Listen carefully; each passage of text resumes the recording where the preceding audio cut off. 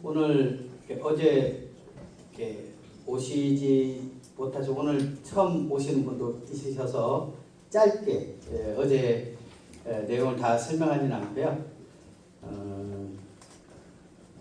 하나님께서 우리 인생에게 주신 세 가지 집에 대해서 어제 말씀을 드렸는데요.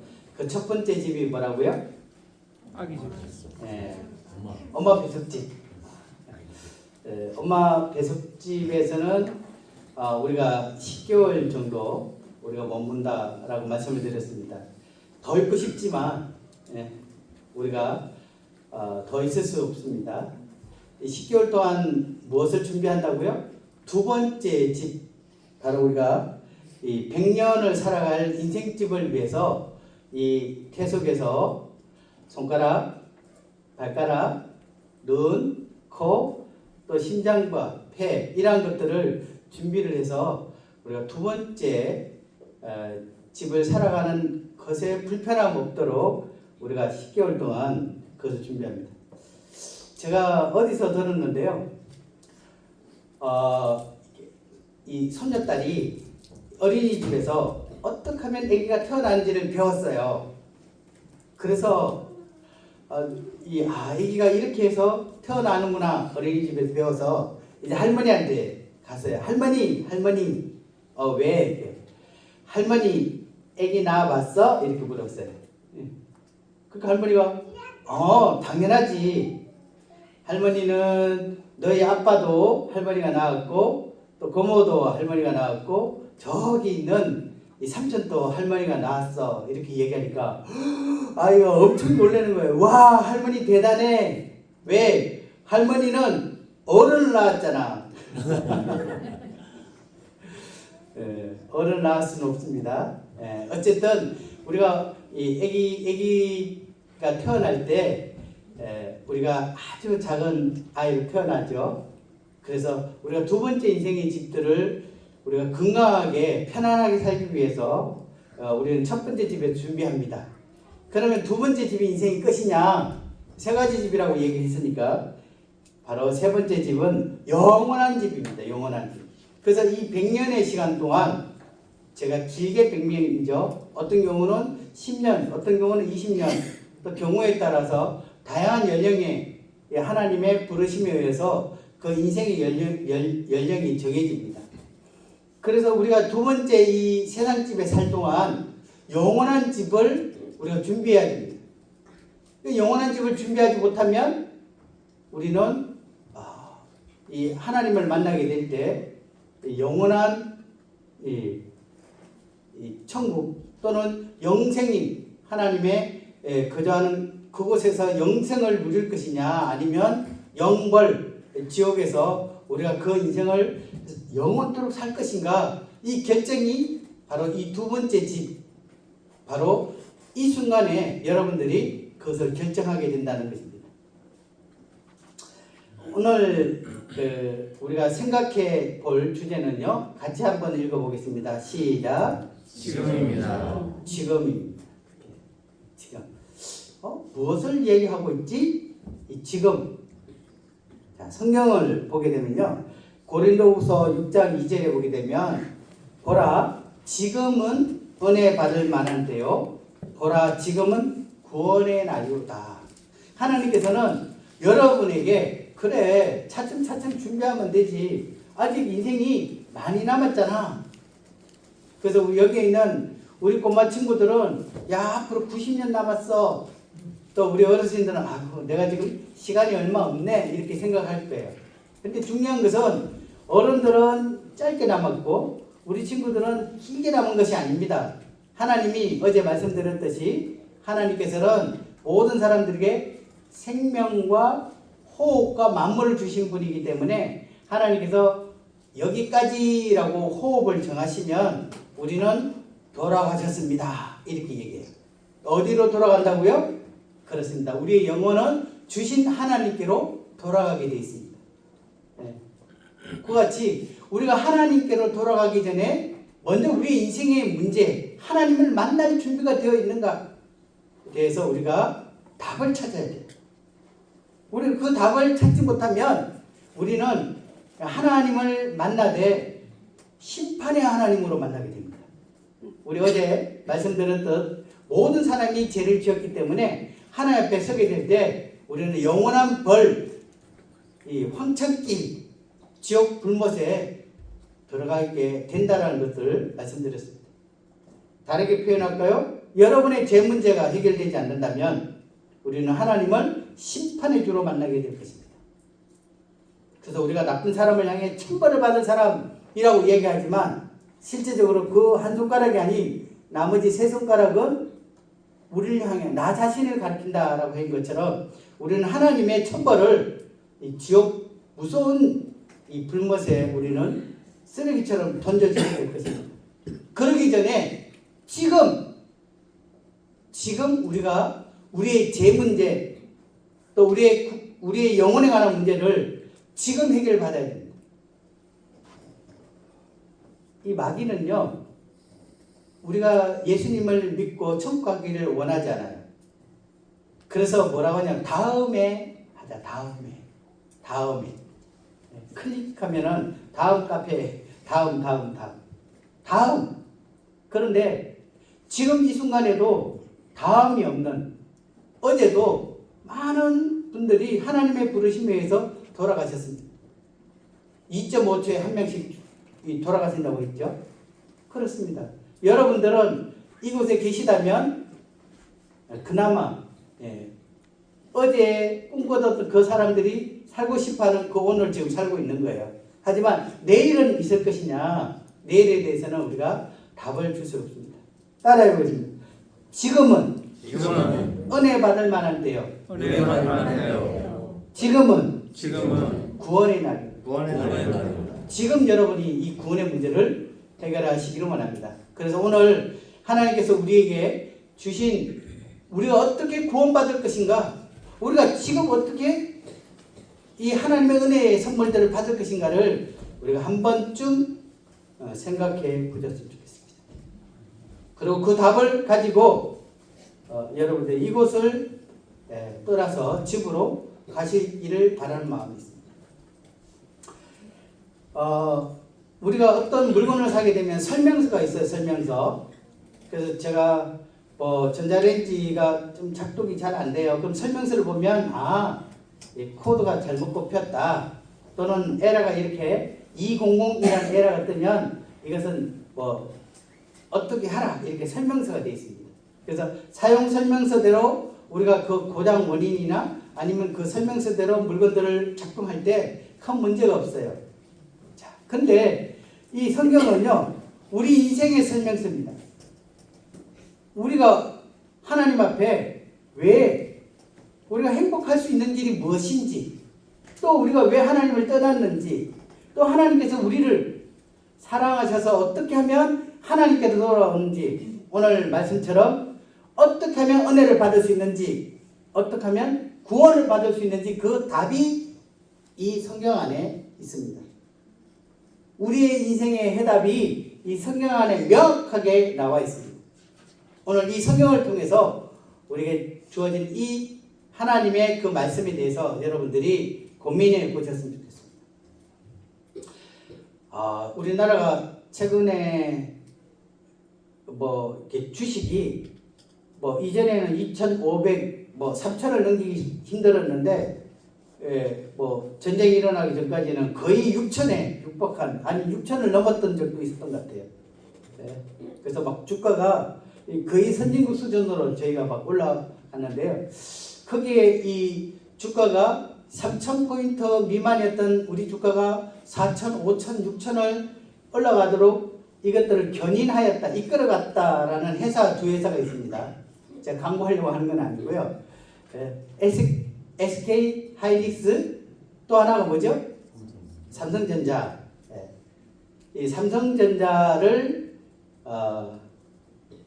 창업한 고 이병철 회장님이 있습니다. 지금 이재용 씨 이전에 이건희 회장의 아버지인 이병철 회장이 삼성그룹의 창업 중입니다. 네, 이분이요, 하나님 말씀을 들은 적이 있어요. 이분이 하나님 말씀을. 이분이 이 폐암으로 돌아가셨는데요. 폐암으로 투병하던 1987년 10월에 이분이 편지를 썼습니다. 뭐라고 편지를 썼냐면 타계하게 돌아가시기 전 한 달 전에 그가 고민했던 것들을 편지로 남겼어요. 그 유언과 같은 글이었어요. 근데 그가 무엇을 남겼느냐? 어떻게 돈을 더 벌 것인가? 어떻게 명예를 얻을 것인가? 어떻게 기업이 잘 될 것인가? 어떻게 하면 삼성전자가 세계 제1위의 회사가 될 것인가에 대해서 고민한 것이 아니었습니다. 그가 죽기 전에 그가 고민했던 글이 있는데요. 직접 쓴 글입니다. 그가 고민한 것은요. 인생의 근본적인 질문이었습니다. 그가 무엇을 고민하면서 그가 편지를 쓰면서 이 고민의 해답을 찾고자 그는 애를 썼습니다. 첫 번째는요. 하나님의 존재를 어떻게 증명할 것인가에 대해 질문을 던졌어요. 그래서 하나님의 존재를 우리가 어떻게 알 수 있지? 라는 질문. 그가 마지막 죽음을 앞두고 하나님은 계실까에 대한 질문을 던졌습니다. 또 두 번째는요. 하나님이 우주 만물을 창조하셨다는데 무엇으로 그것을 증명하지? 그것을 증명받을 길이 무엇인가에 대해서 고민을 해서 질문을 던졌습니다. 다 이야기하면 너무 기니까 중간중간 인간이 죽은 후에 천국이나 지옥으로 간다는데 그걸 어떻게 믿을 수 있습니까? 라는 질문을 또 던졌고요. 그래서 24가지의 질문을 그를 직접 또박또박 쓰면서 마지막 죽음의 순간에 그 질문에 대해서 답을 이 신학대 교수인 박기본 교수님에게 질문지를 주었습니다. 그리고 이 질문에 대한 답을 제게 알려주십시오. 이렇게 이야기해서 이 교수님이 그 질문지를 받자마자 곧바로 이병철 회장을 찾았습니다. 그런데 편지를 너무 진지하게 썼는지 열이 너무 났어요. 너무 열이 나서 오늘은 몸이 너무 아프니까 내일 만나면 어떨까요?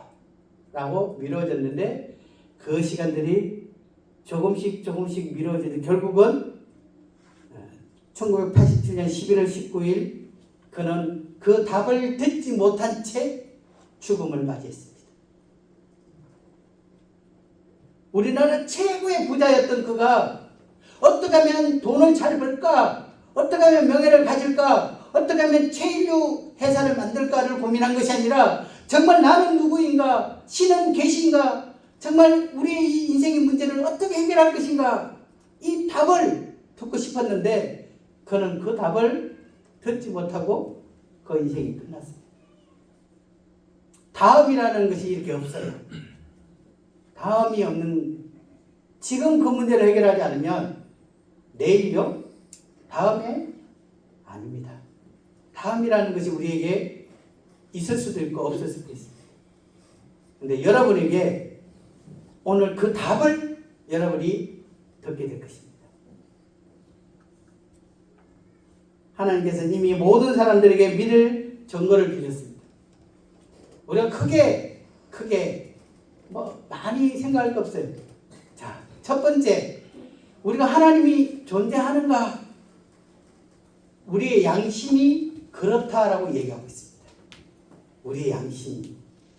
우리가 하나님도 없고 또 심판받을 일도 없고 죽으면 끝이야 이렇게 생각하지만 우리가 누군가를 미워하거나 아니면 사기를 치거나 어떤 잘못을 하거나 아니면 어떤 물건을 훔칠 때 가슴이 불 이거 해도 되나? 안 하면 안 될까? 우리의 양심이 우리에게 외치고 있습니다. 아니야. 이것을 하면 천벌까지는 아니더라도 누군가가 보고 있어. 우리의 양심이 하나님의 존재에 대해서 우리에게 말하고 있습니다. 또 하나는요. 로마서 1장 19절부터 20절인데요. 제가 읽겠습니다. 이는 하나님을 알만한 것이 그들 속에 보임이라. 하나님께서 이들 그들에게 보이셨느니라. 자, 우리 20절 같이 읽어볼까요? 창세로부터 시작. 창세로부터 그의 보이지 아니하는 것들 곧 그의 영원하신 능력과 신성이 그가 만드신 만물에 분명히 보여 알려졌나. 그러므로 그들이 피대하지 못할지니라. 우리나라도 제가 설악산 보고요. 와, 정말 대단하다 이렇게 했는데 우리나라를 떠나서 미국 그랜드 캐년을 갔던 분이요. 와, 이렇게 와, 저는 안 가봐서 잘 몰라요. 와, 하나님 만드신 그 만물을 보면요. 저절로 하나님 없다? 라고 말할 수가 없다. 저것이 저절로 오늘 뭐 지나가면서 벚꽃이 많이 폈다, 예쁘다, 덜 폈다 뭐 이렇게 하면서 그 아름다운 그 꽃이 저절로 아닙니다. 저 하늘에 날아가는 저 새들이요 저절로 하나님께서 그 새들을 먹이고 입히시고 기르시고 보호하시고 또한 하나님께서 그 달과 그 지구와 그 모든 우주 만물들을요 하나님께서 만약에 자꾸 이게 뭐 예를 들어서 나이가 드셔가 좀 존다 이렇게 하면요 지구가요 1cm만 태양 가까이 딱 가면 어떻게 되겠습니까? 다 타 죽어버려요. 또 아니면 돌아가지고 지구가 1cm만 태양으로 좀 멀어졌어? 그럼 어떻게 다 얼어 죽어요. 그와 같이 하나님은 지금까지 수천 년 수만 년이 지났지만 지금까지도 한 번도 그 궤도를 벗어나지 않게 주무시지도 않고 그 모든 만물들을 붙잡고 계십니다. 저희도 하나님께서요 아이고 주무시거나 해버리면 저희도 그렇게 오래 살 수가 없어요. 근데 하나님께서 저희가 살 수 있도록 어떤 분이 그래요. 사람이 살아가는데 무엇이 필요할까? 공기 필요하고요. 햇볕도 필요하고요. 또 공기 중에는 이산화탄소도 필요하고 산소도 필요하고 뭐 여러 가지들. 또 벌레에 물리면 안 되잖아요. 그 사람들이 살아가려면 몇 가지 조건이 있으려면 5만 가지가 돼야 된답니다. 5만 가지. 그래서 사람들이 5만 걱정을 다 해요. 왜 5만 걱정 다 하는지 아세요? 살려면 5만 가지 조건이 필요하다는 거죠. 그와 같이 하나님께서 우리가 살아가는 매일매일 이 순간이 기적과 같은 겁니다. 하나님의 돌보심이 없다면 우리가요 우리 인생을 그렇게 지금껏 살아갈 수가 없습니다. 하지만 하나님께서 은혜를 베풀어 주시기 때문에 우리가 살고 있는 것입니다. 그래서 그의 보이지 않는 그 하나님의 놀라우신 그분의 영원하신 능력과 하나님이 어떠하신 분이다라는 것들을 그 만든 만물을 통해서 우리는 알 수 있다. 첫 번째는 우리의 양심이 하나님이 있다라고 말을 하고요. 또 하나는 그 만든 만물, 자연을 통해서 우리가 하나님이 존재한다는 걸 알 수 있고요. 세 번째는 이 성경을 통해서 하나님이 살아계시다라는 것들을 증명하고 있습니다. 이 성경은요, 많은 사람들이 기독교 싫어, 성경이 가짜였으면 좋겠어 라고 하면 지금도 성경이 가짜인 것을 막 연구하는 단체가 있어요. 이슬람도 그렇고요. 저기 뭐 이상한 데는 성경이 가짜일 거야. 그런데 지금까지 수천 년 동안 이 성경이 만들어진 이후에 단 한 절도 한 구절도 가짜인 것을 증명하지 못했습니다.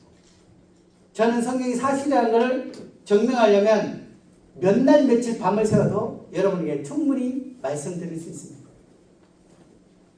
성경은 단 1.1획도 오류가 없습니다. 근데 이 성경 안에 하나님이 어떠한 분이고 살아계시고 하나님께서 우리 인생에 또 이 인류에 어떻게 행하시고 그것이 시작되고 어떻게 이끄시고 어떻게 마지막이 되어질 것을 이야기하고 있습니다. 자, 그러면 일곱 번째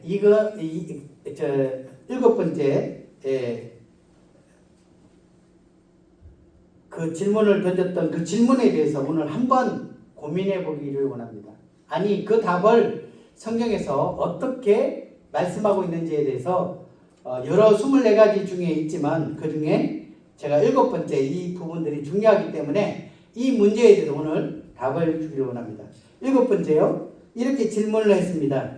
이병철 회장께서요. 예수는 우리 죄를 대신에 속죄하기 위해 죽었다는데 우리 죄란 무엇인가?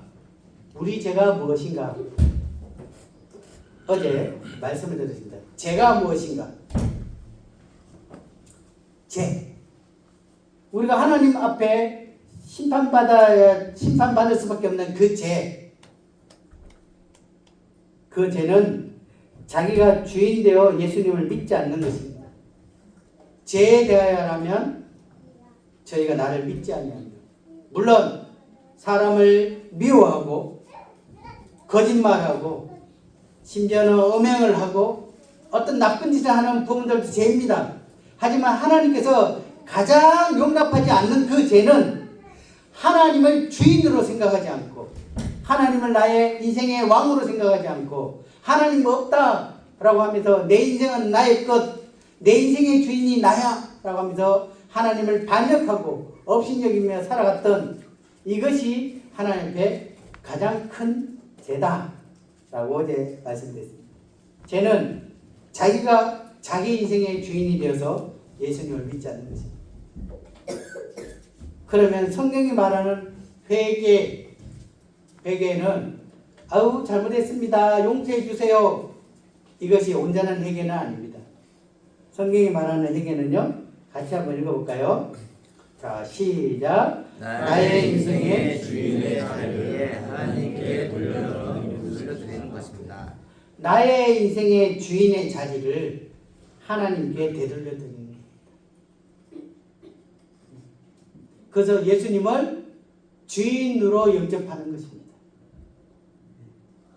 이때까지 사장님 두고 종업원이 내가 사장이야 라고 했을 때 쫓겨날 때 아유 죄송합니다. 사장님 자리에 앉으십시오. 제가 교만해서 사장님 자리에 앉아서 제가 사장인 척 했습니다. 이렇게 한 것처럼 우리 인생의 진정한 주인이 하나님께 우리 인생의 자리, 주인 자리를 되돌려드리는 것입니다. 이것이 바로 회개하는 것입니다. 잘못했어요가 아니라 진정한 얘기는 내가 원하는 삶을 사는 것이 아니라 하나님께서 기뻐하는 삶들을 살아드리는 것입니다. 우리가 어린이집에 가면 아이들이 이렇게 뭐 노래하면 그림자 노래합니다. 그림자. 그림자요? 여기에 친구는 새를 만들고 싶은 것 같아요. 손가락으로. 자, 그림자 놀이에 있는 이 손가락은 진짜일까요? 손가락의 그림자일까요? 손가락의 그림자요. 그 진짜는 요 손가락이에요. 맞죠? 하나님께서 우리에게 진짜 손가락이 아닌 그림자로 우리에게 어떠한 모형을 우리에게 보여주셨어요. 구약 성경에 우리 한번 그것을 보기를 원합니다. 출애굽기 13장 13절에 이러한 성경이 있습니다. 자, 같이 읽어보겠습니다. 나귀의 시작. 나귀의 첫 새끼는 다 어린 양으로 대속할 것이요 그렇게 하지 않으면 분노복을 꺾을 것이며. 자, 하나님께서 자 그림자입니다. 그림자. 하나님께서 율법에 이렇게 나귀가 태어났어요. 나귀. 우리가 당나귀 뭐 이렇게 이 말도 아닌 나귀가 태어났어요. 그래서 이 나귀가 태어났는데 이 율법에 의하면 나귀의 첫 새끼는 어떻게 해요? 목을 꺾어서 죽여야 돼요. 근데 이 나귀가 비싸기도 하고 너무 아깝잖아요. 또 나귀가 태어났는데 이걸 죽일 수 없어. 그러면 죽이지 않으려면 어떻게 해야 돼요? 여기에 나와 있잖아요. 나귀를 죽이지 않으려면 어떻게 해요? 어린 양으로 대속할 것이다. 다시 말하면 나귀 대신 어린 양이 죽어야 돼요. 나귀가 목이 꺾여서 죽지 않으려면 어린 양이 죽어야 됩니다. 성경의 레위기에 보게 되면은 이 나귀는 부정된 짐승이에요. 하나님께서 정결한 짐승, 부정된 짐승 이렇게 얘기하는데 나귀는 대색임질도 하지 않고 굽이 갈라지지 않았기 때문에 나귀는 부정된 짐승이다 라고 해서 그래서 목을 꺾어서 죽여야 된다 라고 율법이 되어 있어요. 이와 같이 우리가 태어나면서부터 아담의 이 제 성품을 갖고 있기 때문에 태어나면 저는 손자가 둘이 있습니다. 손자가 둘이 있는데요. 얼마나 이쁜지 몰라요. 그런데 엄마가 좀 젖을 좀 늦게 먹이면요. 성질 다 드러나더라고요. 으악! 태어나면 먹여야지! 하면서 막 성질을 내는데요. 엄마가 막 가슴을 갖다 대면 젖 먹여도 안 먹어. 성질하고. 그래서 야 참 그러면서 그렇게 얘기해요. 너 어떻게 얘 할아버지 꼭 닮았냐 이렇게 얘기해 우리 딸이. 제가 그런지는 몰라도 그와 같이 이 죄성이 그대로 아이 속에 있는 것을 보게 돼요. 그래서 모든 사람이 죄를 범하였음에 하나님의 나라에 이르지 못하고 영원한 심판을 받을 수밖에 없는 것처럼 우리 또한 낙이 새끼와 같이 처음부터 목이 꺾여서 죽을 수밖에 없는, 심판받을 수밖에 없는, 죄 가운데 거할 수밖에 없는 그러한 죄인이었습니다. 그런데 이 부정한 짐승인 이 나귀를 살리려면 여기에 나와 있죠. 다 어린 양, 예가 없습니다. 나귀의 첫 새끼를 살리려면 반드시 꼭 다 어린 양으로 대속할 것이요 라고 있죠. 다시 말하면 그 나귀를 위해서 어린 양이 대속 제물이 되어야 되는 거죠.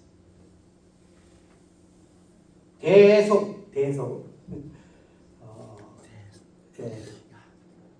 대신할 대자, 속죄할 속자, 대신 속죄하다. 다시 말하면 대신 갚는다라는 뜻입니다. 또 한편 보면 책임을 증가한다라는 의미입니다. 목이 꺾여 죽어야 할 그 나귀를 대신 어린 양이 죽는 것, 이것을 대속이라고 얘기합니다. 대속. 이 그림자예요, 그림자. 하나님께서 우리에게 진짜 손을 보여주기 위해서 우리에게 이와 같이 율법을 통해서 우리에게 무엇인가 말씀하고 있습니다. 오늘 무엇을 말씀하는지 잘 들어보시기 바랍니다. 자, 마태복음 27장 15절부터 26절을 보게 되면요. 한 사건이 나옵니다. 한 사건. 네, 제가 한 사건을 보여드립니다. 자, 이스라엘에는요, 사형수가 있습니다. 우리도 사면, 설날 되면, 택배 사면, 8.15 광복 대사면, 이렇게 사면이 되듯, 여기 보면, 명절이 되면, 6월절 명절이 되었어요. 명절이 되면, 이 총독, 당시에 로마 총독이에요. 로마 총독, 우리가 잘 아는 빌라도 총독이 이 사람들의 청원대로 사람들이 원하는 사람을, 제소한 사람을 놓아주는 전례가 있습니다. 근데 이 빌라도가 예수님을 좀 놓고 싶은 마음이 있었던 것 같아요. 제 느낌. 예수님을 아무리 살펴봐도 그분은 죄가 없는 분이에요. 이스라엘 사람들이 그를 감옥에 가두고 이렇게 했지만 그를 충분히 죽일 이유를 발견하지 못했어요. 그래서 어떻게 사람들 앞에 막 칙질질하면 이 정도 벌 받았으니까 놓아주면 안 되겠느냐 막 이렇게 얘기를 할 정도로 예수님을 놓아주고 싶어 했어요. 솔직하게 말해서. 그래서 두 사람 중에 한 사람을 선택하도록 했습니다. 두 사람. 한 사람은 예수님이고요. 또 한 사람은 바라바라는 유명한 죄수가 있습니다. 이 바라바는요, 경상남으로 악질, 아주 나쁜 놈이에요. 그냥 밥만 먹으면 막 사람들 괴롭히고 돈 뜯어내고 심지어 죽이기까지 하는 정말 악질 같은 죄인 중에 가장 죄인인 이 바라바를 딱 두면서 이야기했습니다. 자, 그들이 모였을 때 빌라도가 사람들에게 이야기했습니다.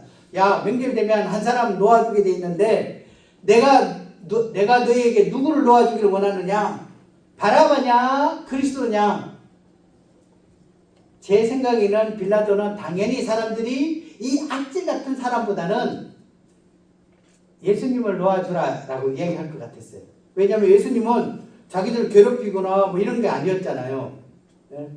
그래서 이 악질 같은 이 바라바를 놔주면 또 와서 괴롭히고 또 물건을 뜯고 사람을 죽일 수 있으니까 당연히 바라바를 죽이고 예수님을 놓아줘야 돼요. 이렇게 이야기할 거라고 생각했는데 아니었습니다. 자, 총독이 대답하여 이르되 둘 중에 누구를 놓아주기를 원하느냐? 이르시되 바라바로소이다. 바라바를 놓아주라고 사람들이 이야기해요. 누구를 놓아주기를 원하느냐? 바라바요, 바라바요. 자기가 듣고자 하는 대답이 아니었어요.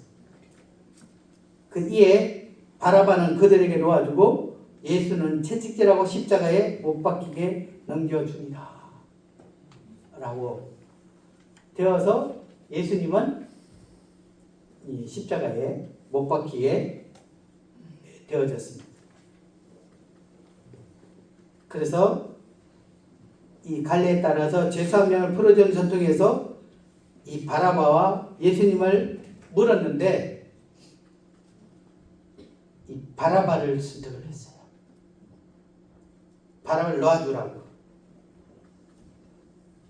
밀란을 꾸미고 성경에는요, 밀란 중에 살인하고 체포된 자 중에 바라바를 한 자가 있더라 라고 했던 것처럼 사람들을 부득여 사람들을 저걸 해서 막 이 로마에 항쟁하게 하고 또 심지어 사람을 죽이고 악한 짓을 했고 아주 나쁜 이 바라바를 풀어주게 하고 예수님을 못 박았습니다.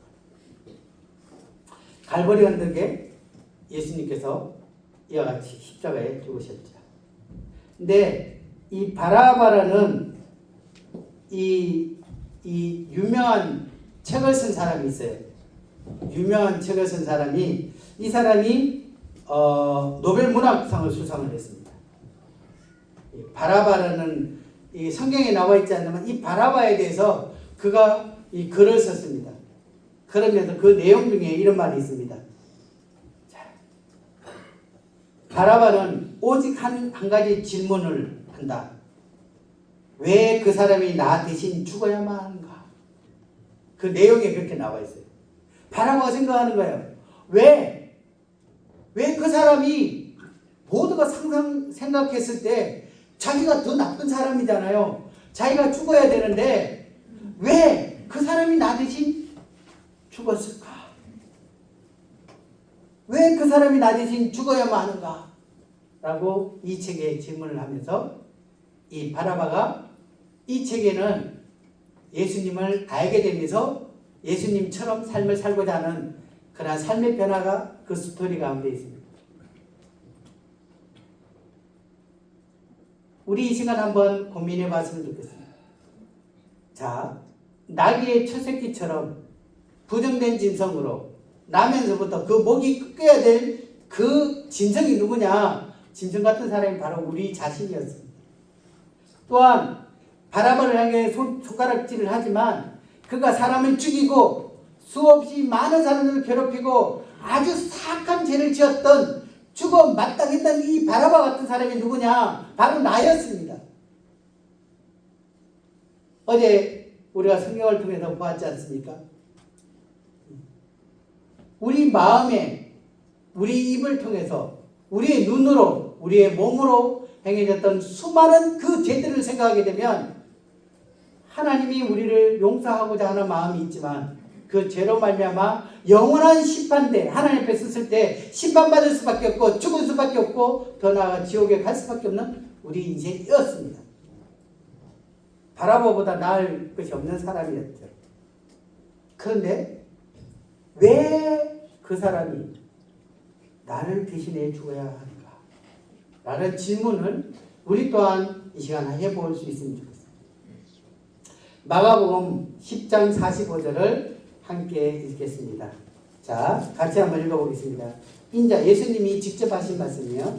자, 시작. 인자가 온 것은 성김을 받으려 함이 아니라 이어 섬기려 하고 자기 목숨을 많은 사람의 대성물로 받으려 함이라. 예수님이 인자가 온 것은, 자신이 온 것은 내가 여기에 왕으로 또는 사람들에 의해서 섬김을 받으려 온 것이 아니다. 도리어 사람들 섬기려고 하는데 어떻게 섬기느냐? 자기 목숨을 많은 사람들의 대성물로 주려 왔다라고 얘기합니다. 예수님께서 이 땅에 오신 이유는 우리의 대성물이 되어주기 위한 것입니다. 다르게 표현하면 자기의 목숨을 주시려고 오셨습니다. 왜? 바라바를 살리셨던 예수님처럼 우리를 대신해서 우리의 죄의 값을 지불하기 위해서 대속물이 되기 위해서 오셨다라고 예수님께서 말씀하셨습니다.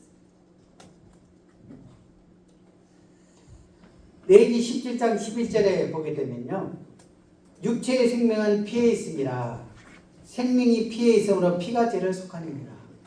하나님께서는 율법을 통해서 말씀했습니다. 너희가 죄를 속하려면, 죄 용서함을 받으려면 값을 내야 된다. 그 값이 뭐냐? 사망이다. 근데 그냥 사망이 아니라 피 흘려 그 값을 내어줘야 된다. 다시 말하면 이 대속물의 값은 양이 그냥 죽는 것이 아니라 그 목을 꺾어서 피를 내어서 그 나귀의 그 값을 대신 지불해야만 그 나귀가 온전한 대속이 되는 것입니다. 히브리서 9장 22절인데요. 자, 율법을 따라 같이 읽어보겠습니다. 시작. 율법을 따라 거의 모든 물건이 피로서 정결하게 되나니 피 흘림이 없으면 사함이 없다. 자, 뒤에서부터 한번 설명합니다.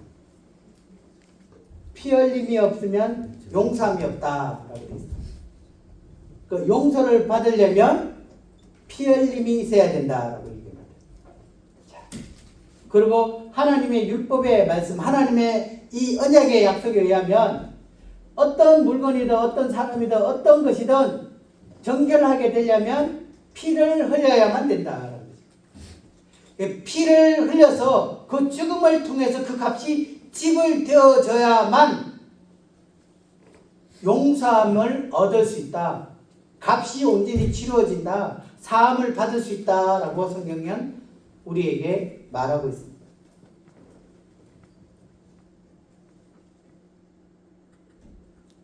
죽음을 당한 어린 양. 예수님께서는 우리의 죄를 대신해 죽음을 당하셨던 어린 양이십니다. 나귀와 같이, 바라바와 같이 죽어야 되고 마땅히 죽을 수밖에 없는 우리를 위해서 예수님께서 어린 양이 되어졌습니다. 희생양이 되어졌습니다. 속죄 제물이 되어졌습니다. 그리고 우리를 위해서 기꺼이 피 흘려 죽으셨습니다. 왜 죽으셔야 돼요? 우리의 죄의 값을 갚기 위해서.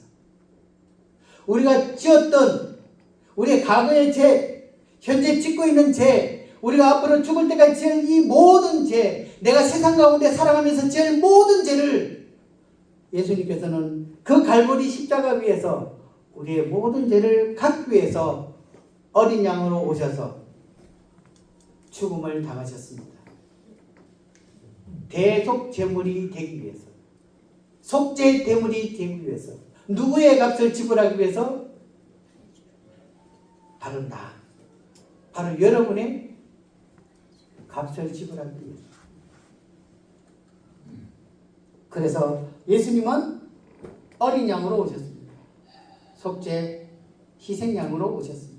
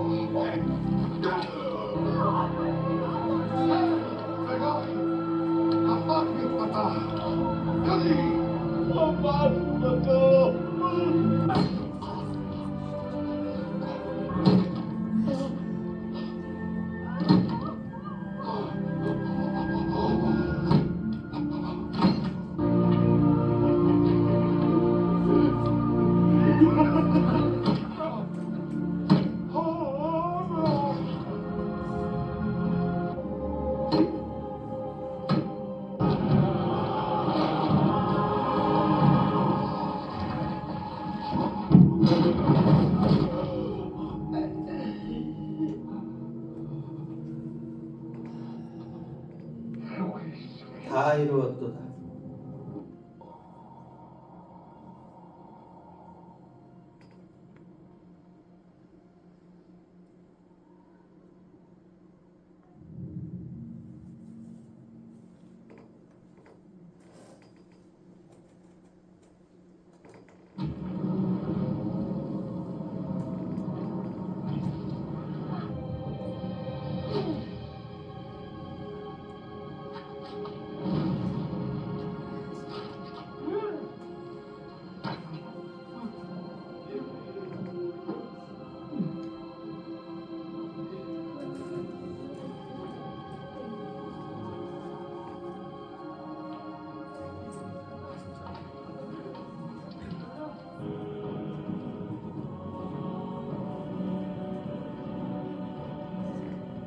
예수님은 죽으시고 사흘 만에 이와 같이 부활하셨습니다.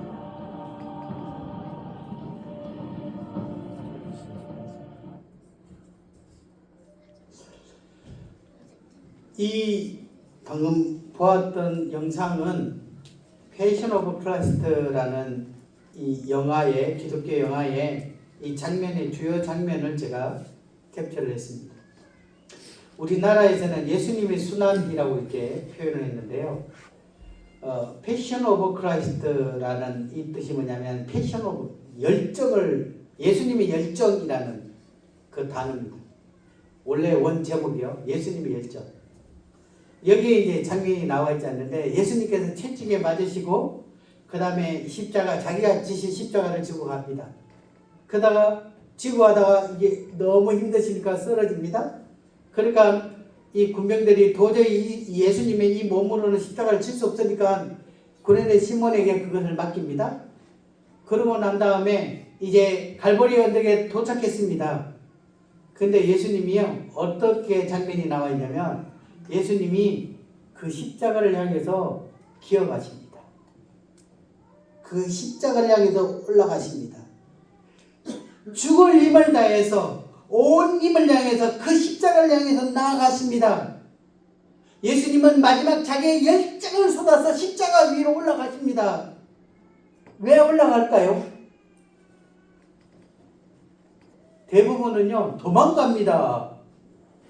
왜냐하면 그 십자가에 못 박힌다는 것은 너무나 고통스럽게 로마 군인들이요 아주 나쁜 죄를 지면 아주 끔찍하게 고통당하는 방법이 바로 십자가의 사용 방법입니다.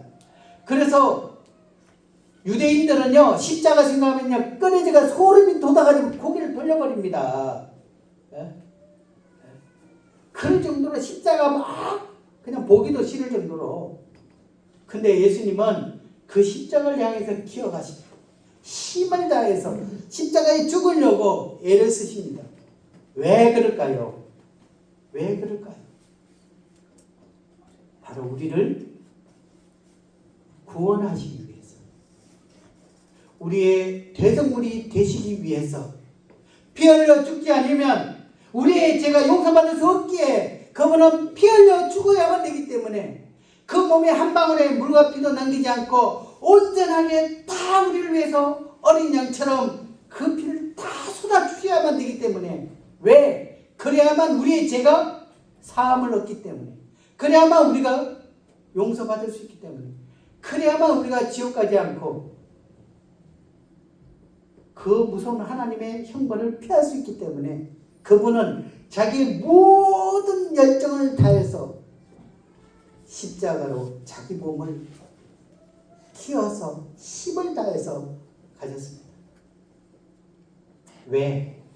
우리의 대속물이 되어주시기 위해서. 예수님께서는 십자가 위에서 못 박히시면서 마지막 돌아가기 전에 하셨던 말씀이 있습니다. 다 이루었다. 다 이뤘다는 건 무엇입니까? 우리의 죄값이 자신의 피 흘림으로 자신의 죽음을 통해서 그 값을 다 해결했다 라고 말씀하셨습니다. 우리나라 말로 다 이뤘다 이렇게 돌아가신 것이 아니라 테텔레스타이. 테텔레스타이는요 다 갚았다 라는 의미입니다. 우리가 죽을 수밖에 없는 우리를 하나님께서 이 심판받을 수밖에 없는 우리의 그 죄에 대한 그 값, 죄의 값은 사망이요 피 흘림 없으면 제사함이 없다라고 했던 그 값의 요건을 자신의 몸을 통해서 그 값을 지불하셨습니다. 그리고 다 이루었다. 다 갚았다. 이제 더 이상 우리 죄를 위해서 어떠한 제사도 어떠한 값도 치를 필요가 없다 라고 선언하셨습니다. 바라바가 자기가 죽을 거라고 생각했는데 예수님이 죽어줌으로 자기는 자유인이 되어졌습니다.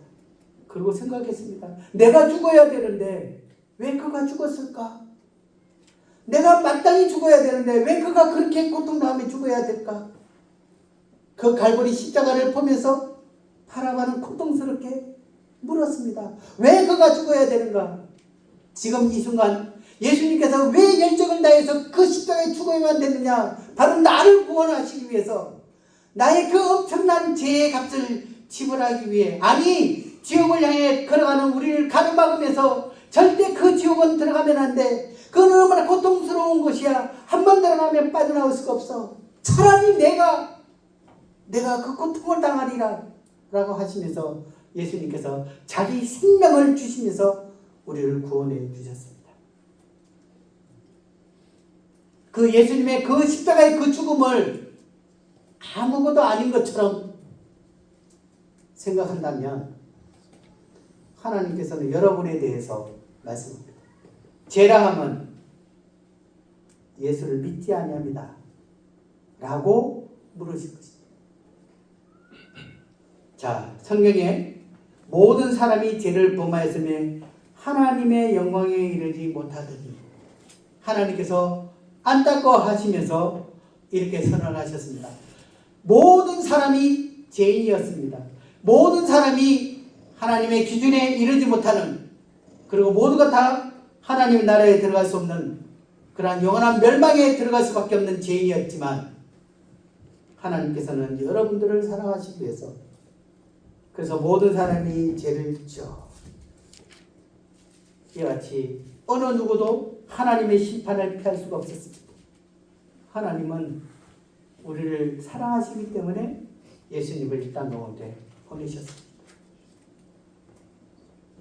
지옥 갈 수밖에 없는 우리를 그 요한복음 3장 16절 17절에 멸망치 않고 우리를 구원하시기 위해 그 지옥에 우리가 던져 들어가는 것들을 하나님은 원하시지 않으시기에 그 아들 예수 그리스도를 죄 없는 그분을 어린 양으로 나와 여러분들을 위해서 내어주셨습니다.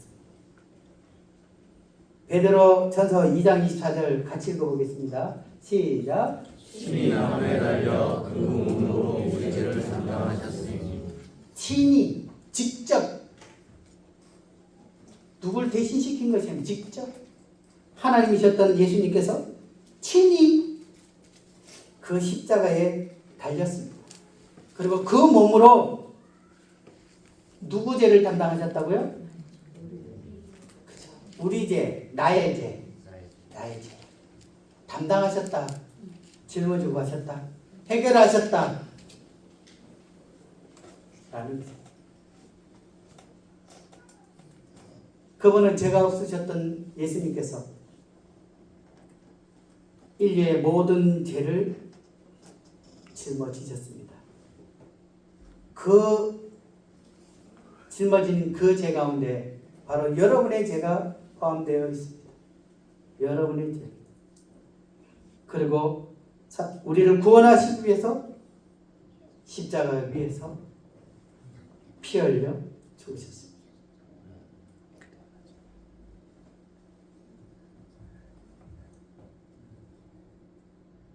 그분께서 피 흘려 주심으로 우리의 죄가 성경에는 흰눈처럼 양털처럼 깨끗하여졌다.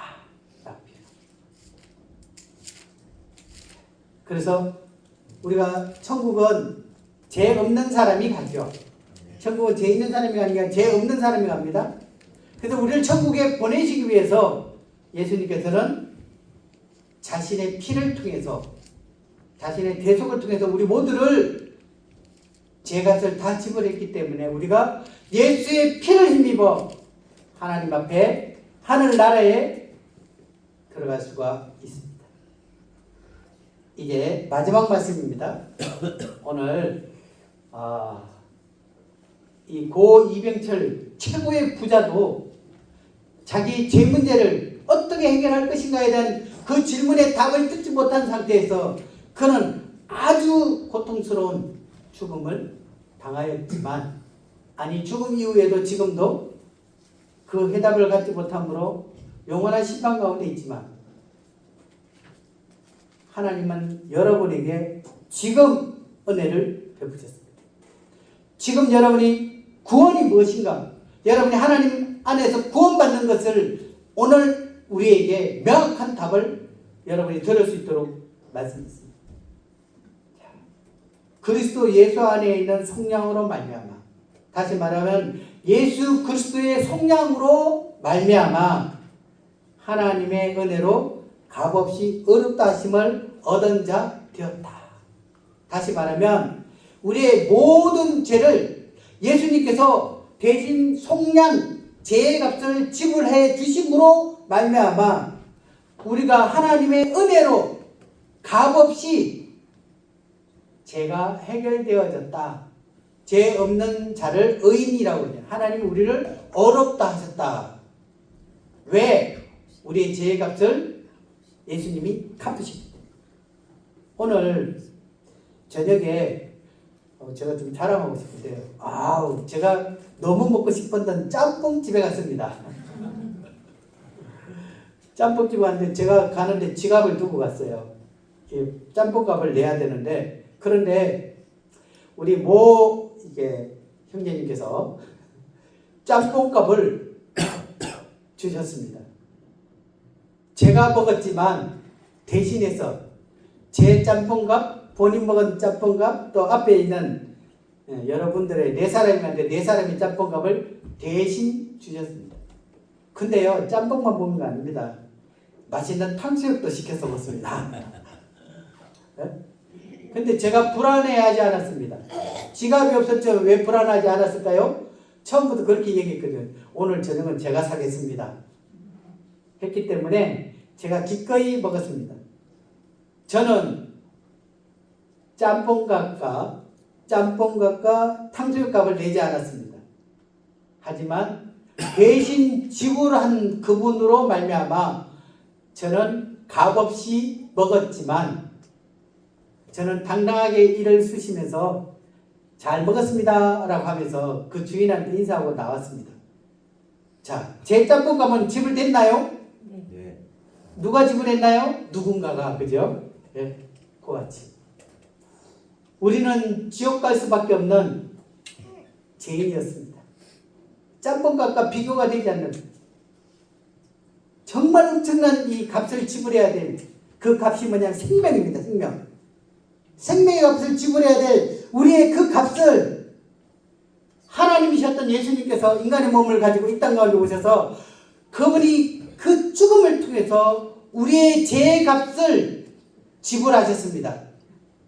성경에 보면 예수 그리스도 안에 예수 그리스도로 말미암아 예수 그리스도의 피로 말미암아 예수 그리스도께서 피 흘려 주셨기 때문에 우리가 속량 곧 제사함을 받았고 이제 하나님 앞에 우리가 값없이 의롭다 죄가 없다 라는 이 놀라운 선물을 받았습니다. 구원이라는 것은요 죄에서 구원받았다라는 의미도 있지만요 죄값이 모두 다 해결되어서 의롭게 되어졌다라는 것입니다. 이것은 여기에 보면 그 은혜로 값없이 하나님께서 우리에게 주신 선물입니다. 행위에서 난 것이 아니 누구든지 자랑할 수 없다라고 했던 것처럼 그저 우리가 하나님 앞에 그 은혜에 대해서 감사합니다. 죽을 수밖에 없었던 지옥 갈 수밖에 없었던 용서받을 수 없던 이 죄인 예수님께서 피 흘려 주셔서 감사합니다. 그리고 그 사랑에 대해서 하나님 앞에 고백합니다. 감사합니다. 이것이 바로 구원입니다. 그것이 바로 은혜입니다. 보라 지금 이 은혜만을 많을 때다. 하나님 우리에게 주신 거저 주신 이 선물을 그 은혜를 우리가 받아들인다면 우리가 은혜를 받는 것입니다. 우리의 십자가에 죽으신 그 예수 그리스도의 놀라운 그 십자가의 사역 그것을 믿는 것이 바로 구원입니다.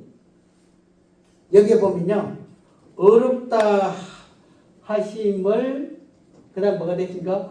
얻은 자 되었느니라. 우리가 그것을 믿는 순간에 우리는 이미 의인이 되어졌습니다.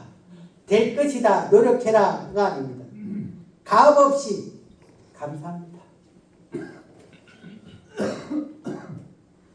만약 여러분께서 하나님이 여러분에게 주신 이 은혜의 선물을 필요 없어요. 그게 나와 무슨 상관이 있어요? 라고 한다면 하나님 앞에서 여러분이 그것을 감당해 내셔야 될 것입니다. 다른 말씀이 없는 예수 그리스도의 피를 부정한 것을 여기는 발로 받는 거다 이렇게 표현합니다. 하나님의 진노를 어떻게 피하리요? 라고 했던 것처럼 예수 그리스도께서 우리를 위해 이와 같은 고통 가운데 우리를 구원하셨던 이 놀라운 하나님의 선물을 필요 없어요 라고 한다면 만약 하나님께서 이 지옥불 온도를 만약에 뭐 위에는 한 2000도 밑에는 뭐 2500도에 제일 끝에는 한 10,000도 정도 된다고 칩시다. 막 쇠도 녹이는 곳이니까 성경에 보면요 이 지옥을 바깥 어두운 곳에 던져 넣으리라 이렇게 표현하죠. 우리가 불꽃이 어느 정도 온도가 되면 파란 불꽃이 되어집니다. 그러다가 붉게 되다가 하얗게 되다가요 완전히 극도로 뜨겁게 되면요 이 색깔도 다 태워버려서 어떻게 까맣게 됩니다.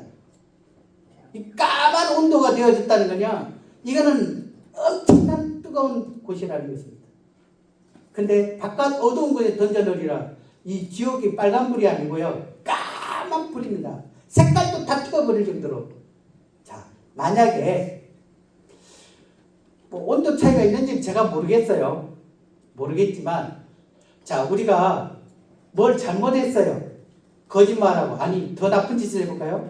사람을 죽여서 죽었어요. 그럼 하나님께서 우리를 심판해요. 그러면 아마 제가 생각하기에는 한 3500도에 집어넣을 거예요. 예? 아 너가 어떻게 사람을 죽여? 넌 뜨거운 불에 갈 것이야. 3500도. 거기다가 사람을 또 막 많이 죽였어. 그러면 너는 4000도 이렇게 될 거예요.